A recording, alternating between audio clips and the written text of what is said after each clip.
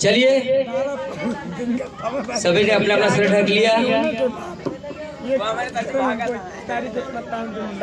कहते हैं कि माँ भगवती का जब जागरण होता है, उसके बाद में जागरण समाप्त होने के बाद तारा रानी की कथा जो होती है वो अनिवार्य होती है। बिना उस कथा को सुने या बिना उस कथा को कहे ये जागरण संपूर्ण नहीं माना जाता। ऐसा मैं नहीं कहता, ऐसा शास्त्र कहता है, वेद कहता है और तारा रानी की कथा कहती है। आइए उन्हीं माता रानी की कथा। बहुत वर्ष पहले राजा इंद्र के दरबार में दो अप्सराएं थी। एक का नाम था तारा और एक का नाम था रुक्मणी। दोनों अप्सराएं जो हैं आपस में बहन की तरह रहती थी, बहुत ही प्रेम था दोनों में।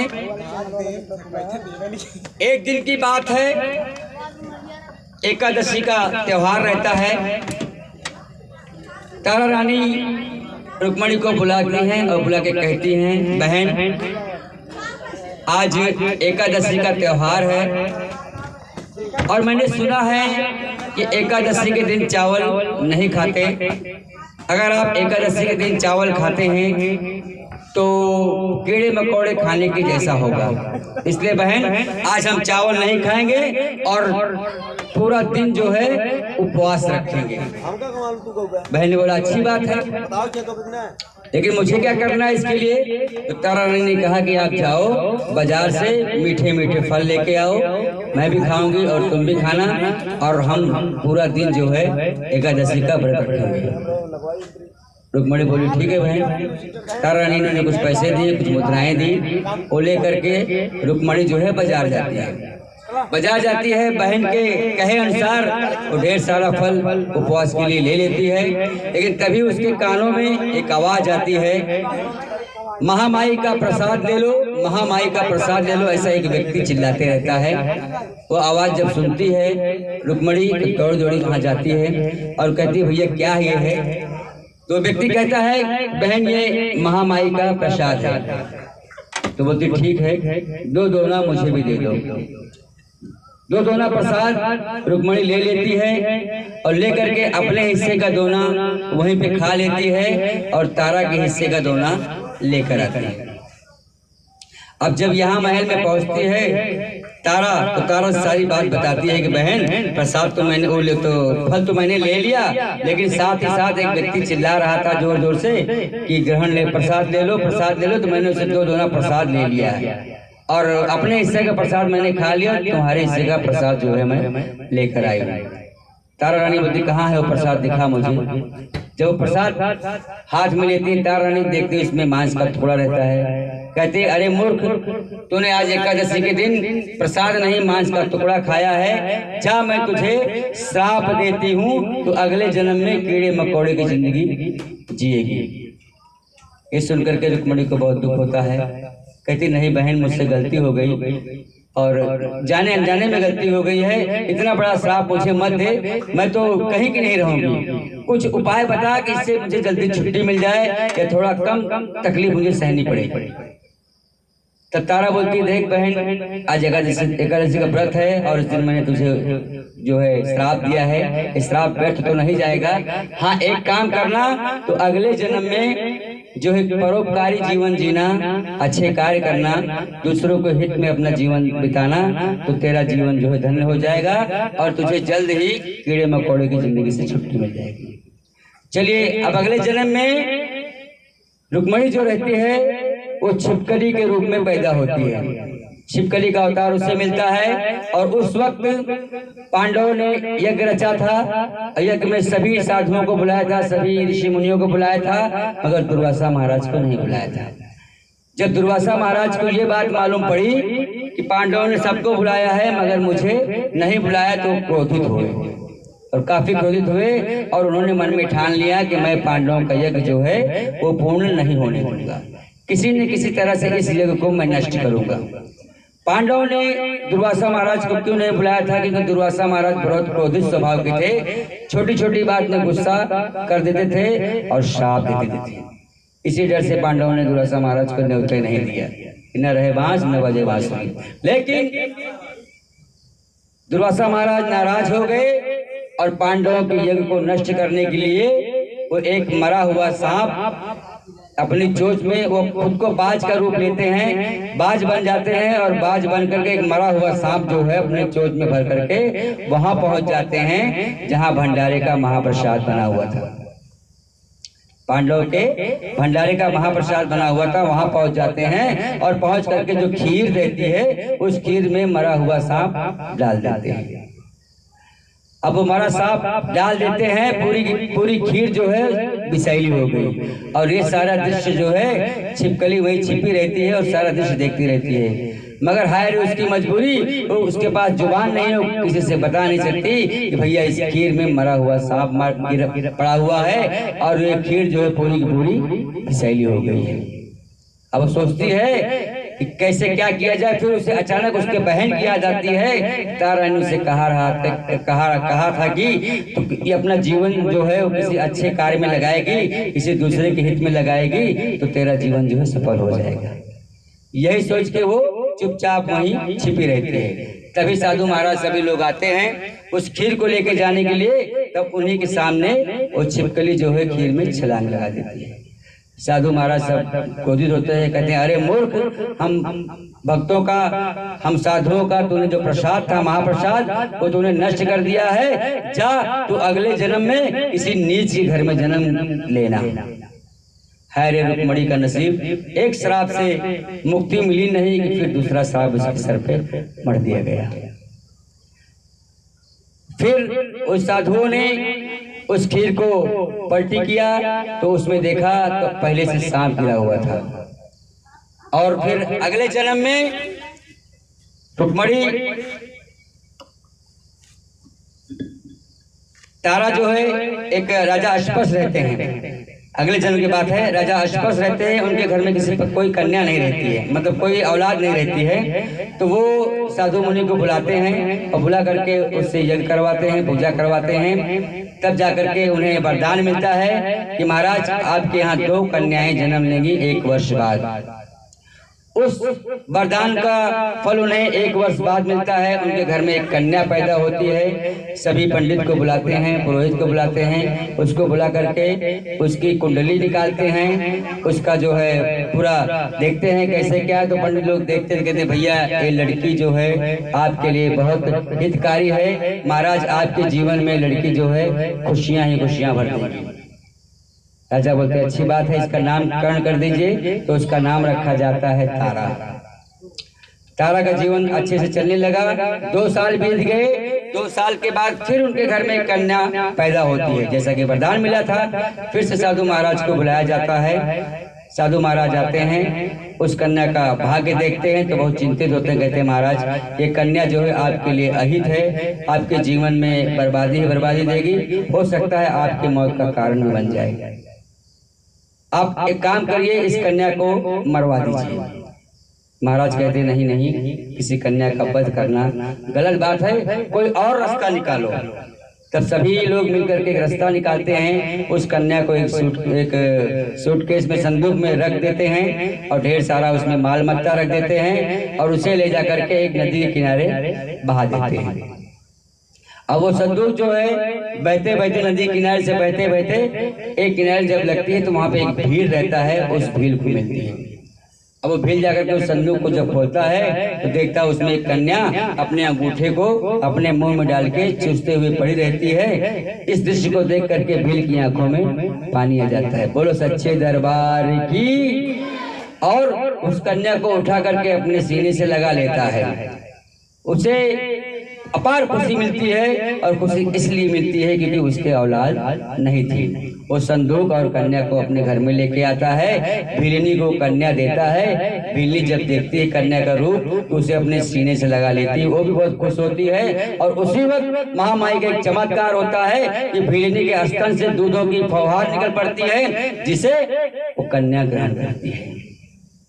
धीरे धीरे दोनों कन्याओं का पालन पोषण होने लगा। वहाँ राजा अश्वश के घर तारा पड़ रही है, यहाँ भिलनी के घर रुक्मणी पड़ रही है। दोनों सयान होती हैं और संजोग देखिए कि दोनों का विवाह एक ही राज्य में राजा हरिश्चंद्र के घर, राजा हरिश्चंद्र के राज्य में तारा का विवाह राजा हरिश्चंद्र के साथ और रुक्मणी का विवाह एक भिलनी के लड़के के साथ होता है। दोनों बहनें एक राज्य में फिर से आ गईं। राजा हरिश्चंद्र की औरत पत्नी का नाम तारा पड़ गया, अगर भिलनी की औरत जो थी वो रुक्मणी थी। जीवन चलने लगा। रुक्मणी की जो सास थी वो तारा रानी के घर में नौकरानी का काम किया करती थी। एक दिन संजोग बस रुक्मणी के सास की तबीयत खराब थी, वो किसी कारणवश वो महल में सेवा करने नहीं जा सकी। तो उसने अपने बहू को बोला, जा बहू आज तू जो है मेरी हाजिरी लगा और वहाँ का सारा कार्य निपटा के चले आना। तो रुक्मणी जाती है तारा के घर में कार्य करने के लिए। तो जब अंदर घुसती है तो देखती है कि एक दरवाजा बंद रहता है और दरवाजे के अंदर माता रानी का भजन चलते रहता है। क्या भजन चलते रहता है? बोलिए मेरे साथ। पार करो मेरी नैया भवानी, पार करो मेरी नैया, पार करो मेरी नैया भवानी, पार करो मेरी नैया। चारों ओर अंधेरा भवानी, पार करो मेरी नैया। बोल सच्चे दरबार की। ये भजन चल रहा था और इस भजन को सुनते सुनते रुक्मणी उसी चौखट पे सो जाती है। भजन समाप्त होता है, जागरण समाप्त होता है, सभी भक्त चले जाते हैं। अंत में जब तारा रानी बाहर आती है तो देखती है कि एक औरत मेरे दरवाजे पे मेरे चौखट पे खड़ी हुई है। तो उसे उठाती है, सीने से लगाती है और देखते ही पहचान जाती है, अरे तो मेरी बहन रुक्मणी है। बोलती बहन क्या बात है?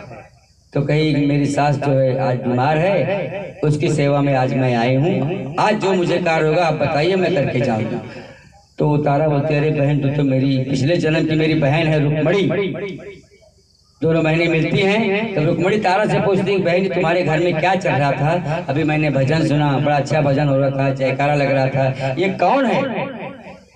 तो तारा कहती है ये महामाई जगदम्बा हैं, सारे भक्तों का कल्याण करती हैं, सभी के दुखों का निवारण करती हैं। इनसे जो कोई भी जो कुछ भी मांगता है उसे तुरंत मिल जाता है। ऐसे हमारी महामाई। रुक्मणी कुछ देर सोचती है, बाद में कहती है ठीक है, ऐसी बात है तो आज मैं भी महामाई के दरबार में अपनी गोद में एक लाल मांग रही हूँ। अगर माता ने मेरी विनती सुन ली तो मैं लाल होने के बाद माँ भगवती का जागरण करवाऊंगी, प्रसाद बनवाऊंगी, पूजा करवाऊंगी। इतना सुनकर के रुक्मणी जो है चली जाती है। सही भैया, रुक्मणी चली जाती है अपने घर, तारा अपने घर चली जाती है। और 1 साल बाद रुक्मणी के घर में एक बच्चा पैदा होता है, एक लड़का पैदा होता है। लेकिन उस लड़के के लाड़ प्यार में, उसके पालन पोषण में रुक्मणी जो है जागरण करवाना भूल जाती है। और धीरे धीरे 5 वर्ष बीत जाता है। जब 5 वर्ष बीत गए, माँ भगवती की याद रुक्मणी को नहीं आई तो माँ भगवती ने खुद याद किया और कहा हनुमान जी जरा जाके देखो, रुक्मणी ने मुझे वचन दिया था कि माँ मेरे घर में जब लाल होगा तो मैं अपने घर में जागरण करवाऊंगी। और भैया 5 साल बीत गए, अभी तक रुक्मणी ने जागरण नहीं करवाया, मुझे नहीं बुलवाया। अब हनुमान जी जो है वहां से चल पड़ते हैं रुक्मणी के घर पे जाते हैं, देखते तो उसका बच्चा वहां पे सोया रहता है। तो हनुमान जी क्या करते हैं, धीरे से उसको थपथपी लगा के चले जाते हैं। थपथपी लगा के जब वापस जाते हैं, उसके थोड़े समय पश्चात उस बच्चे को बहुत तेज बुखार आ जाता है। कहा जाता है उस बच्चे को सीता माता का दर्शन हो जाता है। बोल सच्चे दरबार की। अब उसको बुखार इतना तेज हो जाता है, भैया शांति भैया, थोड़ा बात मत करो यार, गलत बात है ये। तारानी कथा में बात नहीं करना चाहिए, पाप लगेगा आपको, हमें कुछ नहीं। ठीक है। तो उस बच्चे को जब बुखार आता है तो काफी परेशान हो जाती है रुक्मणी, और उस बच्चे को लेकर के तारा के पास जाती है। कहती बहन ये देख मेरा लल्ला कितना अच्छा था, कितना अच्छी तरह से खेल कूद रहा था, और आज अचानक जो है इसे इतना तेज बुखार हो गया, इसने खाना पीना सब छोड़ दिया है। बहन कुछ देख, कुछ बता, इसमें क्या बात है। तारा रानी जब इसको हाथ में लेती हैं, उसको देखती हैं, तो उसे उस बात को याद आ जाती है कि रुक्मणी ने माँ भगवती का जागरण कराने का वचन दिया था, हो सकता शायद इसने नहीं पूरा किया है। तो बोलती है, तारा रानी बोलती है, रुक्मणी तूने मेरे सामने ही माँ भगवती से एक लाल मांगा था, और लाल मिलने के पश्चात माँ भगवती का जागरण कराऊंगी, प्रसाद चढ़ाऊंगी, ये तूने वचन दिया था। तू ये बता, क्या तूने प्रसाद चढ़ाया, तूने जागरण करवाया? तो रुक्मणी कहती, नहीं बहन, मुझसे बहुत बड़ी गलती हो गई। मैं अपने लाल के लालन पोषण में, प्यार में इतना पागल हो गई, मैं महामाई को भूल गई। लेकिन अब मैं महामाई का जागरण करवाऊंगी, महामाई का प्रसाद बंटवाऊंगी, महामाई से कहो मेरे लाल को ठीक कर दे। तारा बोलती, ठीक है बहन, तो अपने घर पे जा, एक कटोरा ले, उसमें चावल डाल, थोड़ा सा हल्दी डाल, कुछ सिक्के डाल, और किसी ब्राह्मण के पास जा और उससे कहे महाराज हमारे घर में जागरण करवाना है। वो आएगा, तेरे घर में जागरण करेगा, तेरा वचन जो है पूर्ण हो जाएगा। रुक्मणी ने ठीक वैसा किया, अपने घर पे गई, एक कटोरा लिया, कटोरे में चावल डाला और उसमें थोड़ा सा हल्दी डाला, थोड़ा सिक्का डाला, और लेकर के ब्राह्मण के पास गई। बोली, ब्राह्मण जी मेरे घर में माँ भगवती का जागरण करना है, महामाई का दरबार सजाना है। ब्राह्मण बोले, देख बेटी तू नीच कुल की है, भिल्ली है, इसलिए हम ब्राह्मण तेरे घर में नहीं जा सकते। उस वक्त ये सब चलता था, हम ब्राह्मण तेरे घर में नहीं जा सकते। हाँ, अगर तारा रानी तेरे घर में जाएंगी तो हम लोग भी तेरे घर में आ जाएंगे। तब वो कटोरा लेकर के सीधा वहां से निकल पड़ते, आते तारा रानी के पास, और उसे सारा वृत्तांत बताती है कि बहन तेरे कहने के अनुसार मैं ब्राह्मणों के पास गई थी, और ब्राह्मणों से कहा था कि माँ भगवती का जागरण करवाइए, महामाई का प्रसाद चढ़वाइए, लेकिन वो बोले कि तू नीच जात की है, छोटी जात की है, हम तेरे घर पे नहीं जाएंगे, अगर तारा रानी तेरे घर पे आएंगे तो हम लोग आएंगे। तो बहन आज मेरी लाज तेरे हाथ में है। तो तारा रानी कहती है, ठीक है बहन, मैं तेरे घर में आऊंगी, मैं तेरे घर में जागरण करवाऊंगी, तो जरा भी सोच विचार मत कर। ये कह करके रुक्मणी चली जाती है सुन करके, और इन सारी बातों को उनके घर का जो नाई रहता है, राजा हरिश्चंद्र का नाई जो रहता है, वो सुनता रहता है। अब वो क्या करता है, वो जा करके राजा से बता देता है। बताता कैसे है, नाई जो रहता है हरिश्चंद्र की दाढ़ी को बनाता रहता है, और बनाते बनाते जो साबुन रहता है, साबुन का पानी हल्का सा हरिश्चंद्र के मुख में डाल देता है। राजा बहुत क्रोधित होते हैं, कहते हैं, अरे मूर्ख, तुझे दिखता नहीं ये गंदा पानी मेरे मुंह में डाल रहा है। नावी कहता है, महाराज ये पानी भी आपका है, साबुन भी आपका है, और मुंह भी आपका है, लेकिन जरा सोचिए अगर महारानी किसी नीच घर में, किसी भिल्ली के घर में जाके जागरण कराएंगी, प्रसाद खाएंगी, तो आपकी क्या इज्जत की जाएगी। राजा बोलते हैं, अरे मूर्ख, ऐसी कैसी बातें कर रहा है, साफ साफ बता। तब फिर वो नाई पूरी बात जो है राजा से बताता है कि आज ऐसा ऐसा विचार महारानी ने ठाना है।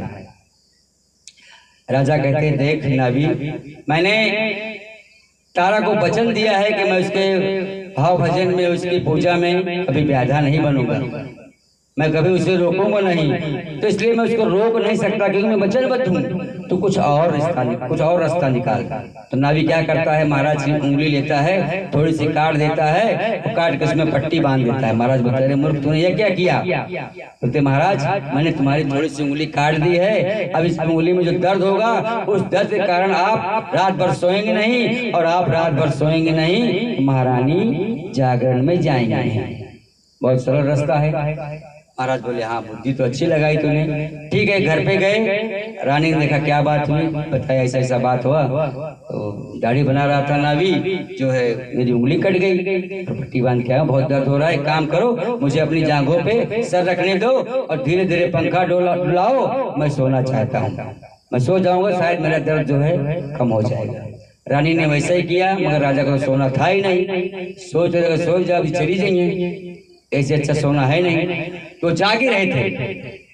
सो नहीं रहे थे। तब तारा को याद आया कि मैंने वचन दिया है रुक्मणी को, कैसे जाऊंगी। तब उन्होंने माँ भगवती का स्मरण किया, माँ भगवती से विनती की कि हे माँ, आज तेरी बेटी की लाज जो है वो जाने वाली है, कुछ न कुछ उपाय निकाल, नहीं तो मैं जाऊंगी नहीं। रुक्मणी का व्रत जो है टूट जाएगा, उससे घर में जागरण नहीं होगा।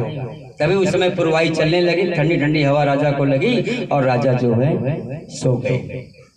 जब राजा सो गए, तारा रानी चुपके से वहां निकल पड़ी और पहुंच गए रुक्मणी के घर, जहां माँ भगवती का जागरण हो रहा। बोलो सच्चे दरबार की। जब वहां पहुंच करके माँ भगवती का जागरण किया, प्रसाद चढ़ाया, और इधर राजा की जब आंख खुली देखे तो तारा रानी नहीं थी वहां पे। समझ गए ये वहीं पहुंच गई हैं, तो तुरंत नंगी तलवार निकाले और लेकर के वहां से चल पड़े कि अब इसका सर वहीं काट के बहा देंगे, अब इसको घर में नहीं लेंगे। वहां जाके देखते हैं छुप करके, तो तारा रानी जो है प्रसाद हाथ में लेते रहती है, रुक्मणी देते रहती है, और प्रसाद लेके जैसे निकलने को तैसे रुक्मणी ने पकड़ लिया, नहीं बहन अभी ऐसे मत जाओ, जो मैंने प्रसाद दिया है उस प्रसाद को खा के जाओ। अब रुक्मणी ने मांस का प्रसाद दिया था, वो प्रसाद तारा रानी ने लिया, लेकिन जैसे हाथ में पकड़ा वो प्रसाद जो है पंचमेवा बन गया। लेकिन ये बात राजा के समझ में नहीं आई, उन्होंने सिर्फ इतना देखा कि मांस का प्रसाद तारा ने खा लिया। अब जैसे तारा बाहर आई तो उन्होंने चट उसको पकड़ा, बोला अरे मूर्ख, तू अब मेरे राज्य लायक नहीं है, तूने मांस का प्रसाद खाया है, अब मैं तुझे अपने घर में नहीं रख सकता। तारा ने कहा नहीं महाराज, मैंने मांस का प्रसाद नहीं खाया है, मैंने पंचमेवा खाया है। बोलना मेरे आंख के सामने तूने मांस का प्रसाद ग्रहण किया और मुझसे झूठ बोल रही है। नहीं महाराज, मैंने पंचमेवा खाया है, और मैंने पंचमेवा खाया ये मैं साबित कर सकती हूँ। तो राजा बोले ठीक है, अगर तू साबित कर सकती है ना तो इसे साबित करके दिखा, मैं देखना चाहता हूँ कि मांस का टुकड़ा एक पंचमेवा कैसे बन गया। रानी बोली महाराज मैं साबित कर दूंगी, मगर ये समझिए कि एक नंगी तलवार पे चलने के समान है, आप पहले वचन दो कि आप वचन तोड़ेंगे नहीं। राजा ने कहा ठीक है, मैं ये देखना चाहता हूँ कि मांस का टुकड़ा जो है पंचमेवा कैसे बन गया। इसके लिए मैं तुझे हर वचन देता हूँ, जो तू कहेगी वो मैं करूँगा। तारा रानी राजा को लेकर के महल में आती हैं, माँ भगवती का जागरण होता है, महाप्रसाद का जब समय आता है तो दोनों जन बैठ जाते हैं, और तारा कहती है महाराज आप अपने अस्तबल में जाइए, आपका जो नीला घोड़ा है उसका सर काट करके लेके आइए, उसे हम माँ भगवती के चरणों में चढ़ाएंगे, टुकड़े टुकड़े करके उसका प्रसाद बनाएंगे। राजा बोले पागल मूर्ख हो गई क्या, कभी घोड़े के सर का प्रसाद चढ़ता है क्या, बकरे की बलि सुनी है मैंने, लेकिन ये घोड़े की बलि नहीं। महाराज आपने मुझे वचन दिया है, आपको जाना पड़ेगा। महाराज जाते हैं और जा करके वचनबद्ध हैं, अपने नीले घोड़े का सर काट करके लेके आते हैं, उसके टुकड़े टुकड़े करके महामाई के चरणों में रख देते हैं। बोले चलो अभी ठीक हो, जैसे तुमने कहा था मैंने वैसा किया, अब तुम मुझे ये साबित करके दिखा कि कैसे मांस का टुकड़ा पंचमेवा बनता है। तो तारा ने कहा प्रभु रुकिए जरा, थोड़ा अभी और रुकिए, एक काम और करिए कि आप महल में जाइए, आपका जो पुत्र है सुंदर उसके सर को काट के लेके आइए और उसके टुकड़े टुकड़े करके महामाई के चरणों में रखिए और उसका प्रसाद बनाइए। राजा हरिश्चंद्र बोले अरे मूर्ख पागल हो गई है क्या, वो सिर्फ मेरा पुत्र नहीं तेरा भी तो पुत्र है, कैसे मैं अपने पुत्र को मार सकता हूँ, कैसे उसके सर को काट सकता हूँ। तारा ने कहा प्रभु आपने मुझे वचन दिया है, अगर आप ये काम नहीं करते तो आप वचन तोड़ देंगे, इसलिए आपको करना पड़ेगा। अब राजा हरिश्चंद्र फिर से नंगी तलवार लेकर घर में जाते हैं और बुलाते हैं सुंदर सुंदर, जैसे उनका बच्चा उनके पास आता है तो उसका सर काट करके लेके आते हैं, महामाई के चरणों में टुकड़े टुकड़े करके चढ़ा देते हैं। तो हरिश्चंद्र कहते हैं देख तूने क्या क्या नहीं मुझसे करवा दिया, अब मैं तेरे हाथ जोड़ता हूँ, अब तो मुझे बता कैसे वो जो मांस का टुकड़ा था पंचमेवा बना, कैसे बना वो। तारा बोलते ठीक है प्रभु टेंशन मत लो, घबराओ मत, अभी सामने आ जाएगा। तारा रानी उन सभी मांस के टुकड़ों का 5 दोने में प्रसाद बनाती हैं, एक दोना महामाई को चढ़ा देती हैं, एक दोना राजा को दे देती हैं और एक दोना खुद ले लेती है, और एक दोना फिर राजा को देकर कहती है जाइए अपने घोड़े को खिलाइए, अस्तबल में जाइए अपने घोड़े को खिलाइए। राजा कहते अरे मूर्ख, अभी तो मैं उसको काट के लेके आया हूँ उसके सर को, वो वहां कहाँ रहेगा, अब किस घोड़े को जाके मैं खिलाऊंगा प्रसाद। तारा ने कहा नहीं प्रभु, आप जाइए अपने अस्तबल में और ये प्रसाद खिला के आइए। अब तारा से वचन बल थे, तारा के वचनों को पूर्ण करने के लिए महाराज फिर वो दोना लेकर के प्रसाद का जाते हैं घोड़े के अस्तबल में, देखते हैं वहां पे नीला घोड़ा खड़ा था। बोलो सच्चे दरबार की। प्रसाद जब खिलाने जाते हैं मांस का टुकड़ा तो उसी वक्त वो चना बन जाता है, क्योंकि घोड़े का जो है मेन पदार्थ ये है चना। घोड़े को चना खिला के आते हैं। राजा हरिश्चंद्र फिर बैठते हैं, कहते हैं तारा तुमने तो कमाल कर दिया, मेरा घोड़ा जिंदा है अभी। तारा बोलती है प्रभु घबराओ नहीं, अभी और कमाल बाकी है। ये जो 5वां दोना है अपने हाथ में आप लो और लेकर के जाओ अपने महल में, अपने बेटों को खिला के आओ। कहते अरे मूर्ख, मेरा बेटा है, कोई घोड़ा थोड़ो है फिर से जी जाएगा, उसके तो कोमल शरीर थे, वो फिर से कैसे जिएगा, कैसे मैं उसको प्रसाद खिलाऊंगा। तारा बोलती नहीं महाराज आप जाइए, आप जाइए, इस प्रसाद को मांस के टुकड़े को अपने बच्चे को खिलाइए। राजा जाते हैं वहां पे, जाते हैं तो जोर जोर आवाज देते हैं सुंदर सुंदर, तभी उनका बालक जो है दौड़ते हुए आता है, आकर के पिता के सीने से लिपट जाता है। राजा बोलते हैं अरे बेटा, मैंने तो तेरे सर पे, तेरे गले पे, गर्दन पे जो है तलवार चढ़ाई थी, तेरे सर को काटा था, तू जिंदा कैसे है। लड़का बोलता है नहीं पिताजी, आपने मुझे नहीं मारा था, आपने अहंकार को मारा था। जिस वक्त आप तलवार उठाए मेरे सर पे चलाने के लिए, एक अष्टभुजाधारिणी माँ आई और मेरी बाह पकड़ के मुझको लेकर गई, अपनी जांघों पे बिठा के अभी तक खिला रही थी। मैं बड़े आनंद में था, क्यों मुझे बुला लिया। राजा के आंख से पानी आ जाता है। बच्चे को लेकर के यहाँ वापस महामाई के दरबार में आते हैं। अब कहते हैं तारा मैं हार गया, तू जीत गई, लेकिन अब ये बता वो पंचमेवा मांस का टुकड़ा जो है पंचमेवा कैसे बनता है। तो रानी बोलती है महाराज मैंने अभी आपको प्रसाद दिया था बालक को खिलाने के लिए, वो प्रसाद खिलाया। बोला हाँ मैंने खिलाया, लेकिन वो मांस का टुकड़ा खिलाया मैंने। बोले अपने पुत्र से पूछती उसने क्या खाया। उसने कहा नहीं पिताजी आपने मुझे मांस का टुकड़ा नहीं खाया, मुझे पंचमेवा खिलाया, उसमें किशमिश थी, काजू था, छुहारा था, बादाम था।